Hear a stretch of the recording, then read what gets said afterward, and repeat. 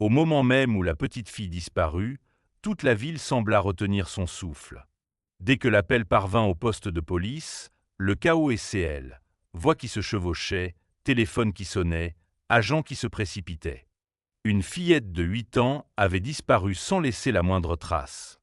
Pas de bruit, pas de témoin, pas d'empreinte.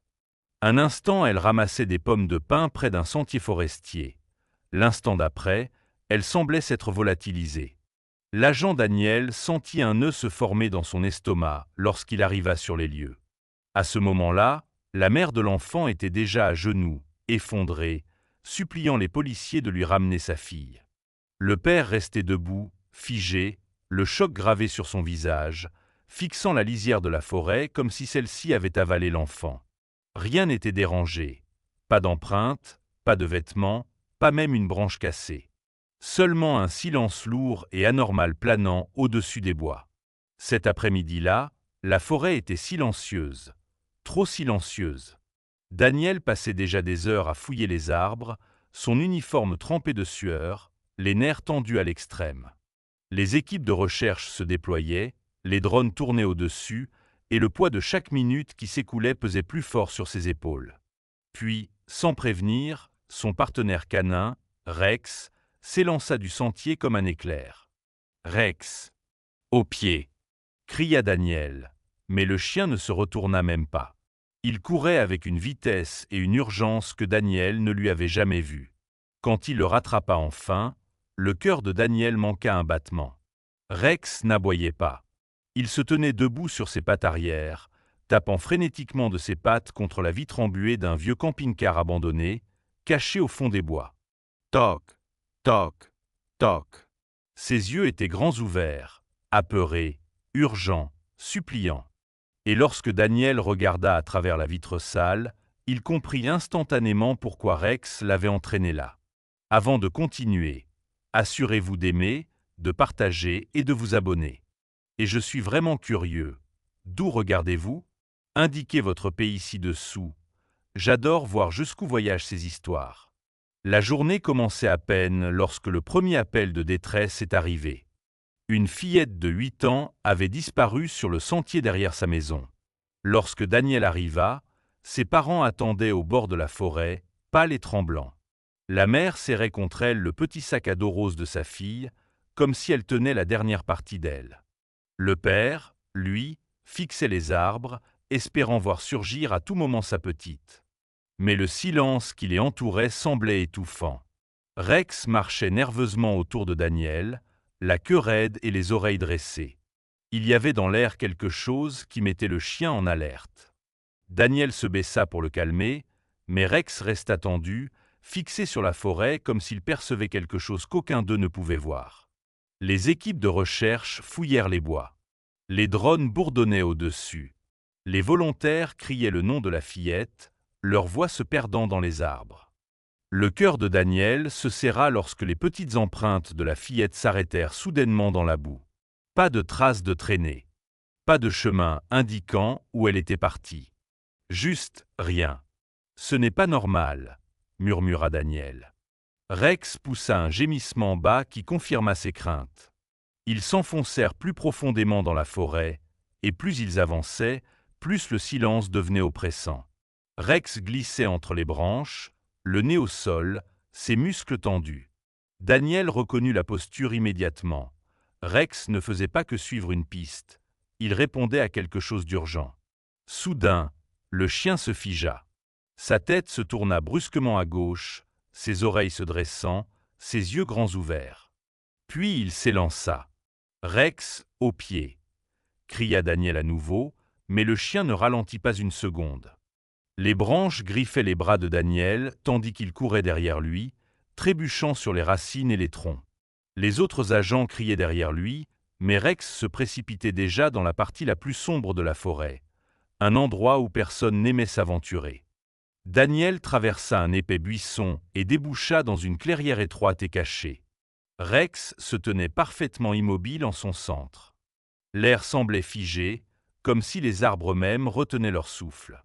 Devant Rex se trouvait un camping-car en décomposition, à moitié avalé par les feuilles et les lianes. Daniel cligna des yeux. Il ne l'avait jamais vu sur une carte, et aucune équipe de recherche ne l'avait signalé. Rex se pencha, renifla l'air rassis. Un frisson remonta la colonne vertébrale de Daniel. Quelque chose clochait terriblement. Avant qu'il ne fasse un pas de plus, Rex se dressa et posa ses pattes contre la fenêtre, tapant rapidement. Toc, toc, toc. Ce n'était pas de l'agressivité. Ce n'était pas de l'excitation. C'était de la peur. D'autres agents arrivèrent dans la clairière, leur visage passant de la confusion à la terreur. Alors que Rex continuait à taper, un bruit sourd résonna à l'intérieur du camping-car, suivi d'un faible cri étouffé. Tous s'immobilisèrent. Il y avait quelqu'un à l'intérieur. Daniel échangea un regard inquiet avec les autres et saisit la poignée rouillée. L'air semblait lourd autour d'eux, comme si la forêt voulait les avertir. D'un coup sec, il ouvrit la porte, libérant une bouffée d'air froid et vicié. Les lampes torchées découpèrent l'obscurité, révélant un chaos, couvertures déchirées, tiroirs renversés, traces boueuses et un passage étroit menant à l'arrière. Rex s'élança, reniflant frénétiquement. Daniel suivit, éclairant le sol, et son souffle se coupa lorsqu'il aperçut une petite basket rose renversée.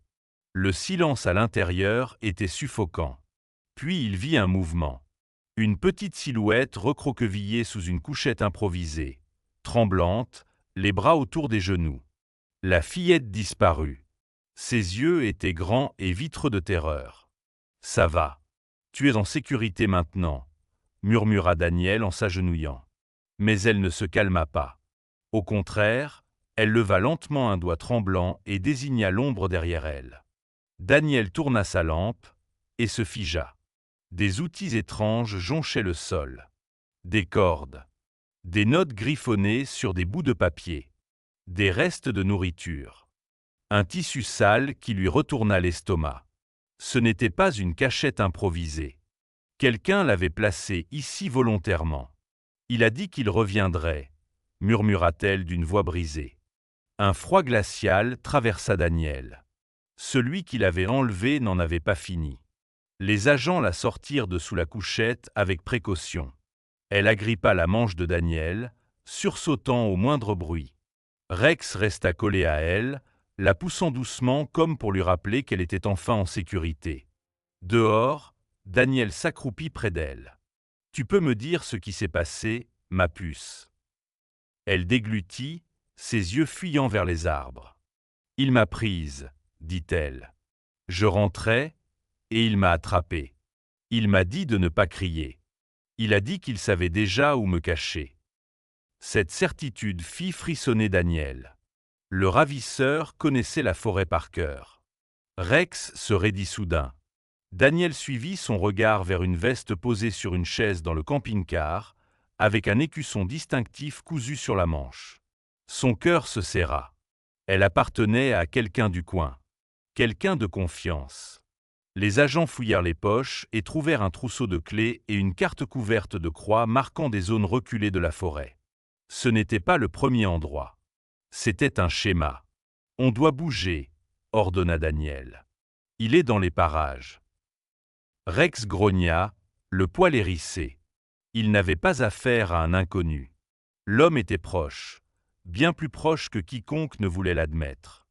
Les agents formèrent un cercle protecteur autour de la fillette pour l'accompagner aux voitures. La forêt semblait différente maintenant, vivante, observatrice, tendue. Daniel gardait une main sur le harnais de Rex et l'autre près de sa radio. « Toutes unités, suspects potentiellement dans la zone, » dit-il. La fillette tira les doigts de Daniel. Il a dit qu'il reviendrait avant le coucher du soleil. Daniel se figea. Le coucher du soleil n'était qu'à quelques minutes. Rex se jeta soudain en avant, entraînant Daniel, aboyant furieusement vers un groupe de pins. Les agents braquèrent leurs lampes dans cette direction et aperçurent un homme partiellement caché derrière un tronc. Avant qu'il ne puisse fuir, ils se jetèrent sur lui et le plaquèrent au sol. Les clés dans sa poche correspondaient à celles trouvées dans le camping-car. Le même écusson sur sa manche confirma tout. Ce n'était pas un inconnu, C'était un ancien employé de l'entretien forestier, renvoyé pour intrusion près des habitations. Des heures plus tard, au commissariat, la fillette était blottie dans les bras de ses parents, enveloppée dans une couverture. Un médecin expliqua doucement qu'une heure de plus, et elle n'aurait sans doute pas survécu. Daniel baissa les yeux vers Rex, qui surveillait encore chaque recoin malgré l'épuisement. « Bon chien !» murmura Daniel. Rex ne s'était pas contenté de la retrouver. Il lui avait sauvé la vie et stoppé un homme prêt à recommencer.